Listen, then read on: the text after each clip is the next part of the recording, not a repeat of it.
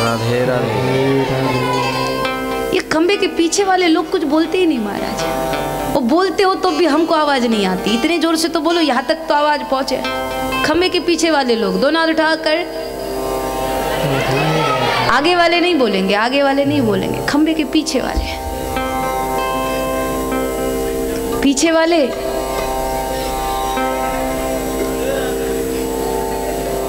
ऐसा लग रहा है खा पी के नहीं आए महाराज। आगे वाले दोनों हाथ उठाकर, जरा इधर वाले, इधर वाले। संख्या कम है पर दमदार है महाराज। हाँ। आगे वाले रह गए। एक बार प्रेम से दोनों उठाकर राधे राधे। तो मंगलमय भाव के साथ श्री व्यास जी महाराज 2 श्लोकों का मंगलाचरण रखते हैं। पहले मंगलाचरण में सच्चिदानंद रूपाय विश्वोत्पत्ति आदि हेतवे तापत्रे विनाशाय श्री कृष्णाय वयम नुमः। इस श्लोक में वंदन किया है, प्रणाम किया है किसे? श्री कृष्णाय वयम नुमः। और जिसको हम नमन कर रहे हैं वो कैसा है, उसका वर्णन क्या है? तो पहले शब्दों में बताया सच्चिदानंद रूपाय। क्यों? परमात्मा कैसा है? वो सत है, वो चित है, वो आनंद है।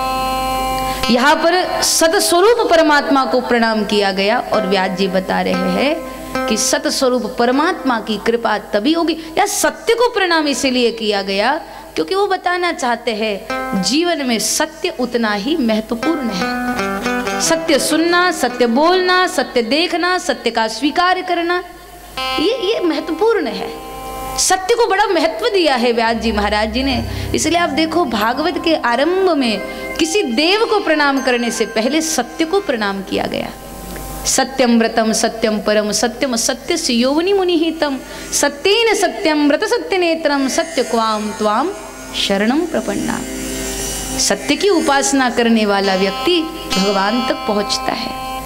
यहाँ श्री कृष्णाय वयम नुमः, कृष्ण के पास हमको जाना है। लेकिन कृष्ण के पास पहुंचने का तरीका क्या है? तो पहले शब्द में बताया कि सत्य को अपनाना है, सत्य वाले बनना है, सत्य प्रेमी बनना है। बड़ी अटपटी बात है महाराज, लोग सत्यनारायण भगवान की पूजा करते हैं पर सत्य बोलते नहीं है। अगर सत्यनारायण भगवान की पूजा करते हो और सत्य बोलते नहीं हो तो याद रखना नारायण आपकी मदद के लिए कभी आने वाला नहीं है। हम लोग इतना झूठ बोल देते हैं। आदमी अगर नोटिस करना शुरू कर देना तो इतनी छोटी छोटी बात पे हम लोग झूठ बोल देते हैं। जैसे किसी का फोन आया, हमको कहीं जाना है और जिनसे मिलने के लिए जाना है या जिनके घर पे जाना है, वो पूछे कि कहाँ तक पहुंचे, तो बोले बस 2 मिनट में पहुंच रहा हूँ, अभी घर से निकले भी नहीं। ये भी तो झूठ है। ऐसी छोटी छोटी बातें हम कितना झूठ बोल देते हैं। हम फोन पे कितना झूठ बोल देते हैं। हमको लगता है क्या हो रहा है, इतने छोटे झूठ से क्या हो रहा है। लेकिन छोटा छोटा झूठ बोलते बोलते एक दिन बड़ा झूठ बोलने की भी हिम्मत कर लेते हैं। इसीलिए झूठ बोलना नहीं है। जो है झूठ कौन बोलता है? जिसमें सत्य का स्वीकार करने का सामर्थ्य ना हो। अगर आप झूठ बोल रहे इसका मतलब आप डरपोक है, आप कायर है, क्योंकि आप में सत्य का स्वीकार करने का सामर्थ्य नहीं है। और साहस है तो सत्य बोलो, जो परिणाम होगा वो बाद में देख लेंगे, लेकिन झूठ नहीं बोलना। तो सत्य प्रेमी बनो, सत्यवादी बनो, सत्य का स्वीकार करो, सत्य बोलो, सत्य सुनो। ये सत्य की उपासना है और यही सतस्वरूप परमात्मा है। इसलिए उस सतस्वरूप परमात्मा को प्रणाम किया। बाद में चित स्वरूप परमात्मा को प्रणाम किया। सत चित आनंद। चित माने प्रकाश, सब पर राम प्रकाशक जो ही, जो सबको प्रकाशित करता है, उस परमात्मा को हम प्रणाम करते हैं। ये व्यास जी का भाव है। उसके बाद सत चित और आता है आनंद। व्यास जी बताना चाहते कि वो कृष्ण कैसा है, आनंद स्वरूप है। और आनंद कहाँ है? बोले कृष्ण में है, क्योंकि नंद घर आनंद भयो, नंद घर आनंद भयो। कृष्ण ही आनंद है, आनंद ही कृष्ण है। तो वो आनंद है कहाँ? आनंद का एड्रेस कहाँ मिलेगा? तो व्यास जी उसका एड्रेस बताते हैं। कहाँ मिलेगा? बोले श्री कृष्णाय वयम नुमः। आनंद कहाँ है? भगवान की कथा में है, भगवान के नाम में है, भगवान से जुड़ने में है, भगवान के कार्यों में है। आनंद इसी में है। संसार में आनंद नहीं है महाराज, संसार में आनंद नहीं है। तो संसार में क्या है? संसार में सुख है, और सुख का उल्टा क्या होता है? दुख। यानी संसार में सुख मिलेगा, इसका मतलब कुछ दिनों के बाद, कुछ समय के बाद दुख भी मिलेगा। खूब मीठा खाया, खूब मीठा खाया, बहुत सुख मिला, बाद में शुगर हो गई है। संसार सुख देता है, हलवा पूरी खा रहे, बड़े जम से खा रहे, जम के खा रहे, खूब खाया, बोले बहुत सुख आया, बहुत सुख मिला। लेकिन जब बहुत खा लिया, सवेरे दुख हो गया। सुख और दुख ये संसार में चलता रहता है। संसार में सुख मिलेगा, सुख के बाद दुख भी मिलेगा। कई बार लोग बोलते हुए बोल देते हैं, कुछ अच्छा खाया या फिर दोस्तों के साथ समय बिताया या फिर कुछ ऐसा काम किया, कुछ अच्छी चीज मिल गई, मनचाही चीज मिल गई, तो लोग तुरंत कहते हैं आज तो आनंद आ गया। संसार में आनंद नहीं होता महाराज, संसार में मजा आता है। संसार में मजा आता है, और मजा का उल्टा सजा होता है। संसार में मजा आएगा, समय के बाद सजा भी मिलेगी। संसार में सुख है, दुख है, मजा है, सजा है, पर संसार में आनंद नहीं है। आनंद संसार में नहीं है। आनंद उसे कहा जाता है जो मिल जाए तो उसके बाद अधूरेपन की पीड़ा समाप्त हो जाती है। उसके बाद चाहे स्थिति जैसी हो, उसके आनंद में कोई कमी नहीं आती। आनंद अलग होता है। आनंद कहाँ मिलता है?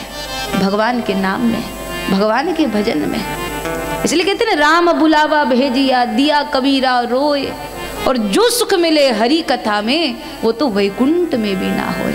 आनंद तो भगवान के नाम में। अगर नहीं होता तो इतने साधु संत जगत में होकर के गए, कितनों ने पूरी जिंदगी भजन किया। अगर उनको आनंद न मिलता, अगर उनको आनंद मिलने के बाद कोई और स्थिति मिलती या सुख दुख मिलता, पर जो भगवान से जुड़े उनको सिवाय आनंद की कुछ मिला नहीं। और इतना आनंद मिला, इतना आनंद मिला कि जाते जाते वो भी बोल गए कि भज गोविंदम भज गोविंदम भज गोविंदम मूढ़ मते, राम जपो राम जपो राम जपो बावरी। जाते जाते भी बोल कर गए कि भजन करो भगवान का। अगर इसमें आनंद, परमात्मा में अगर आनंद नहीं होता तो साधु संत, एकाध संत तो जाते जाते सावधान करके जाते कि भैया हमने तो पूरी जिंदगी खराब कर दी, इसमें तुम अपना समय बर्बाद मत करो। जाते जाते सावधान तो करके जाते, लेकिन सब ने एक ही बात कही, भजो उसको, उसमें आनंद है। मीराबाई महल का सुख छोड़ करके जोगन बन करके गलियों में घूमती थी। वो कहती थी पायो जी मैंने राम रतन धन पायो। उससे बढ़िया दुनिया का कोई खजाना नहीं है महाराज। आनंद उसमें है। जो आनंद संत फकीर करे वो आनंद नाही अमीरी में। कितने प्रमाण है। आनंद तो भगवान के भजन में है, कथा में है। इसलिए कहते हैं कि अगर आप आनंद पाना चाहते हो तो कथा में उतरो, कथा में आओ। देखो नदियों के किनारे लिखा होता है कि किनारे पे बैठ करके मजा लो, ज्यादा गहराई में उतरोगे तो डूबने का खतरा है। लेकिन सत्संग रूपी सरोवर के पास उल्टा लिखा हुआ है। यहाँ कहा कि यहाँ किनारे पे मत बैठे रहो, यहाँ अंदर उतरो, भीतर उतरो, और गहराई में जाओ। जितनी गहराई में जाओगे, जितना डूबोगे, उतना ज्यादा तैर जाओगे, उबर जाओगे। आनंद इसमें है। इसलिए कहा कि तैरना है तो पानी में आ, तैरना है तो पानी में आ। किनारे पे क्या रखा है? तैरना है तो पानी में आ, किनारे पे क्या रखा है? और सच्चा आनंद चाहिए तो कथा में आ, जमाने में क्या रखा है? सच्चा आनंद। जो सुख पायो राम भजन में,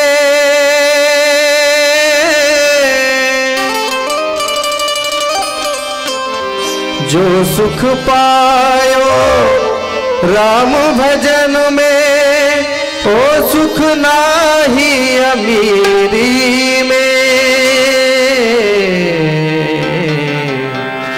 मन लागा मन लागा मन लागा मेरा यार फकीरी में।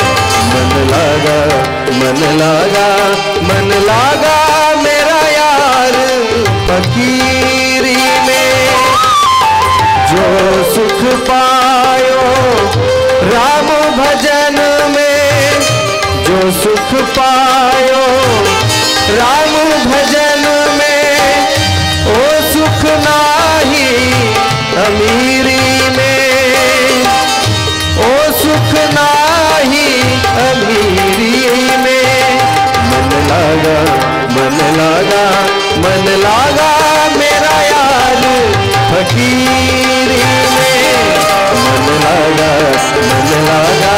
मन लागा मेरा यार फकीरी में।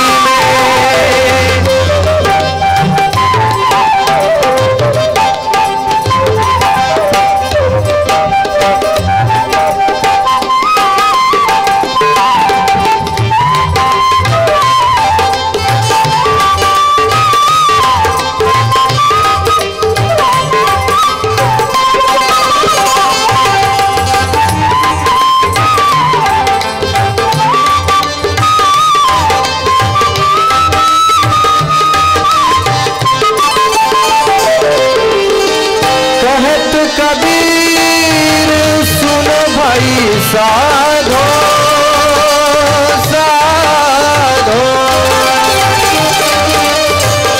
कहत कबीर सुनो भाई साधो, सुनो भाई साधो, सुनो भाई साधो,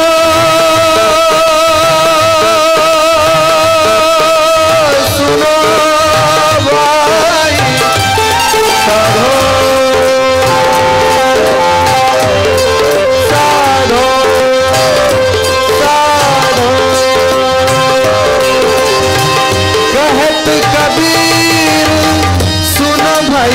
साधो।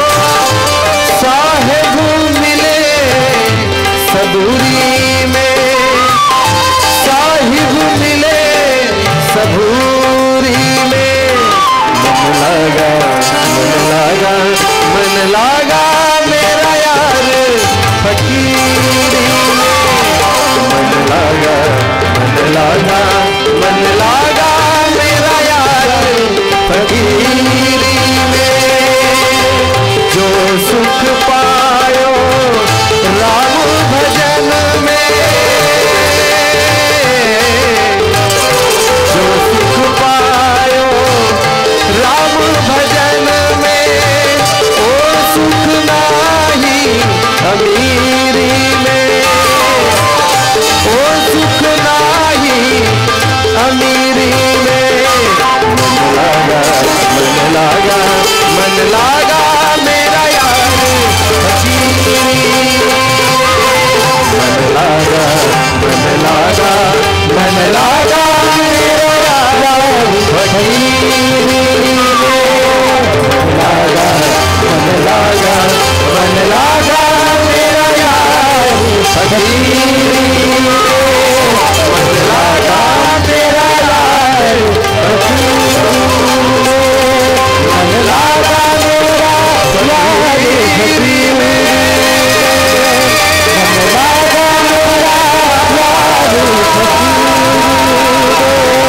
मन लागा मेरा यार फकीरी। मन लागा मेरा यार फकीरी।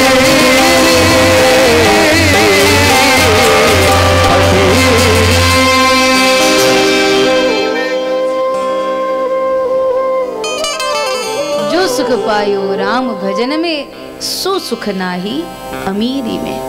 मन लागो मेरो यार फकीरी में। आनंद भगवान के भजन में है, भगवान की भक्ति में है। और इसीलिए व्यास जी एड्रेस बताते हैं आनंद कहाँ मिलेगा, तो बोले भगवान के कार्यों में, भगवान के नाम में, वहां आनंद मिलेगा।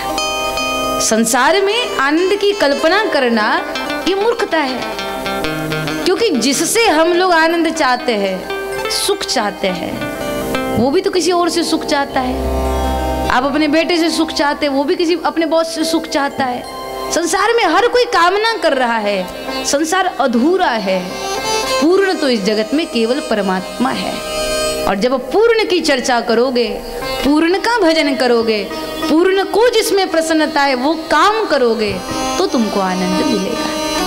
और इसीलिए व्यास जी ने सच्चिदानंद रूपाय विश्वोत्पत्त्यादि हेतवे तापत्रय विनाशाय श्री कृष्णाय वयम नमः। इतना कह करके गोविंद को वंदन किया, प्रणाम किया और समस्त जनता जनार्दन में उपस्थित रम रहे परमात्मा को वंदन कर श्री व्यास जी महाराज अब यहाँ से भागवत का श्री गणेश करते हैं। लेकिन आरंभ में महात्म्य की कुछ दो कथाएं रखते हैं। किसी भी ग्रंथ का पाठ होता है, पारायण होता है, तो उसमें महात्म्य होता है। महात्म्य बोलने का कारण यह भी है कि जिसको उस ग्रंथ का परिचय है उसकी श्रद्धा और दृढ़ हो जाए, और जिसको परिचय नहीं है उसको उस ग्रंथ का परिचय हो जाए।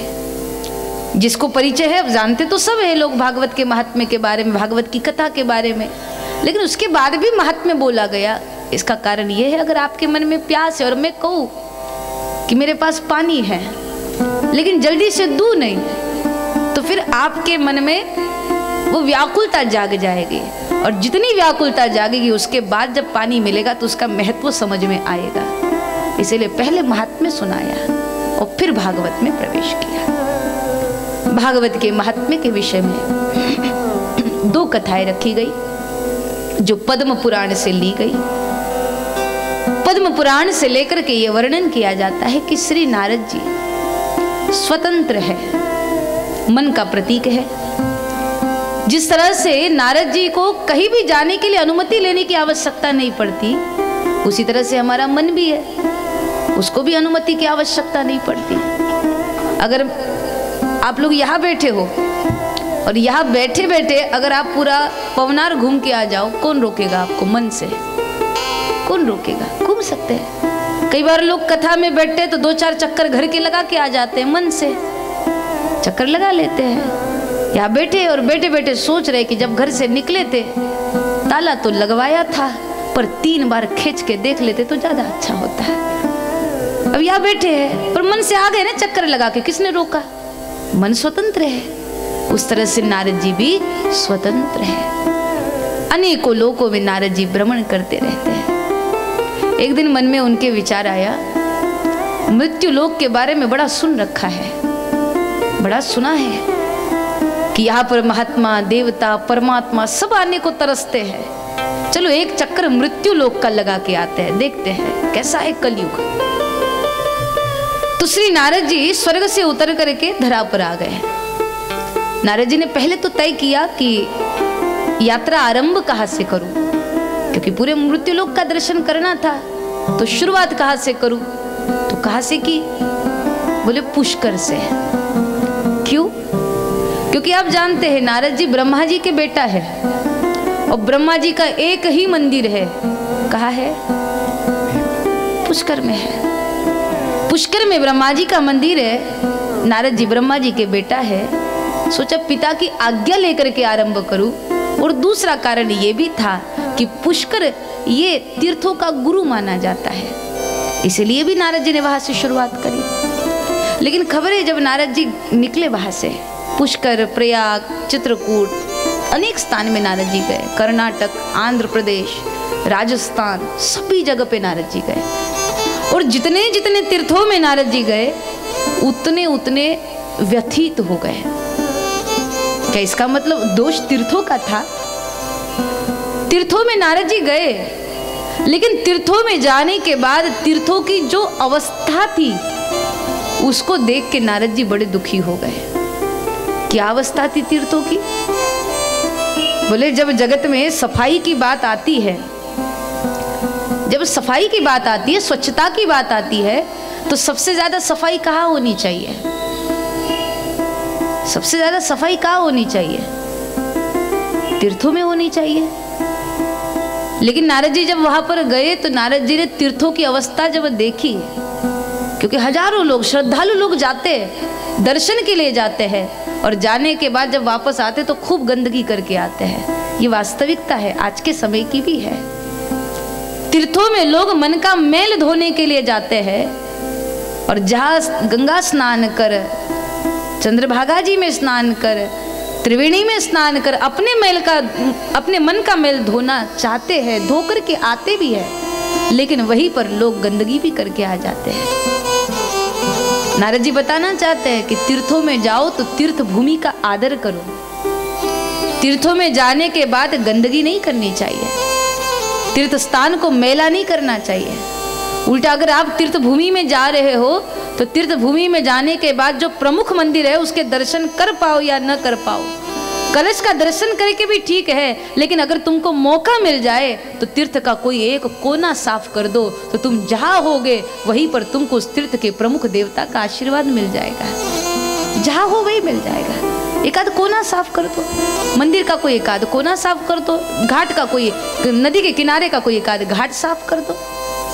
हम लोग मन का मैल धोने जाते हैं और वही गंदगी करके आ जाते हैं। तीर्थ भूमि में जाने के बाद कैसे रहना चाहिए, इसकी एक आचार संहिता है महाराज। तीर्थों में जाने के बाद वस्त्रों का ध्यान रखो, तीर्थों में जाने के बाद विचारों का ध्यान रखो, तीर्थ में जाने के बाद वाणी का ध्यान रखो। लोग न कपड़ों का ध्यान रखते हैं न व्यवहार का ध्यान रखते हैं। तीर्थ में जाने के बाद अगर आप भड़कीले कपड़े पहन करके जाते हो, अभद्र वस्त्र पहन करके जाते हो, तो ये तीर्थों का अपमान है, अनादर है। मंदिर में भी जाते समय हमारे कपड़े सात्विक होने चाहिए।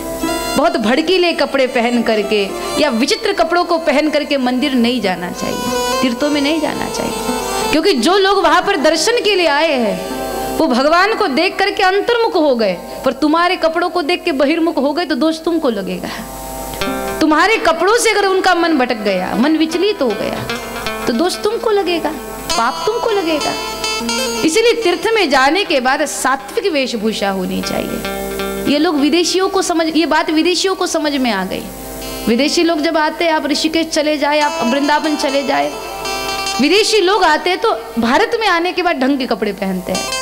भले अपने देश में कैसे भी पहन दो, लेकिन भारत में आने के बाद वो पूरे कपड़े पहनेंगे, शरीर ढक जाए ऐसे कपड़े पहनेंगे, सादगी भरे वस्त्र पहनेंगे, क्योंकि वो भारत की संस्कृति को जानते हैं। और अपने यहाँ के कुछ लोग चले जाए ऋषिकेश तो बड़ी विचित्र दशा है महाराज। हर स्थिति का, हर कार्य का एक गणवेश होता है ना। जैसे आप किसी की शादी में जाते तो उसका अपना एक अलग पोशाक होता है, कैसे ही कपड़े पहन के जाना चाहिए। आप किसी के अंतिम संस्कार में जाते तो उसका अपना एक अलग गणवेश होता है कि ऐसे ही कपड़े पहन के जाने चाहिए। अंतिम संस्कार में शादी वाले कपड़े पहन के तो नहीं जाते हो, और शादी वाले घर में अंतिम संस्कार के कपड़े पहन के तो नहीं जाते, और चले जाओ तो बिना पिटाई के विदाई होगी नहीं। तो हर स्थिति का, हर एक का अपना एक गणवेश होता है। स्कूल में जाओ तो स्कूल का गणवेश पहन करके ही जाना होता है, तभी प्रवेश होता है। तो जब हर जगह का अपना एक गणवेश है, अपनी एक पोशाक है, तो फिर मंदिर जाते समय उस बात का ध्यान क्यों नहीं रखा जाता? उसकी भी अपनी एक गणवेश होनी चाहिए, सात्विक वस्त्र होने चाहिए, सात्विक कपड़े होने चाहिए। जगन्नाथपुरी आप चले जाओ, जगन्नाथपुरी में लोग वो समंदर के किनारे घूमने आते हैं, और आप तो पता है मानसिकता कैसी है लोगों की, उसी पाश्चात्य संस्कृति को पकड़ करके उन्हीं कपड़ों में वो समंदर के किनारे घूमते हैं। मन हो गया तो उन्हीं कपड़ों में फिर मंदिर चले जाते हैं। ये अपमान है, ये अपराध है। महाकाल की नगरी में आप चले जाओ, महाकाल में, उज्जैन नगरी में, वहां पर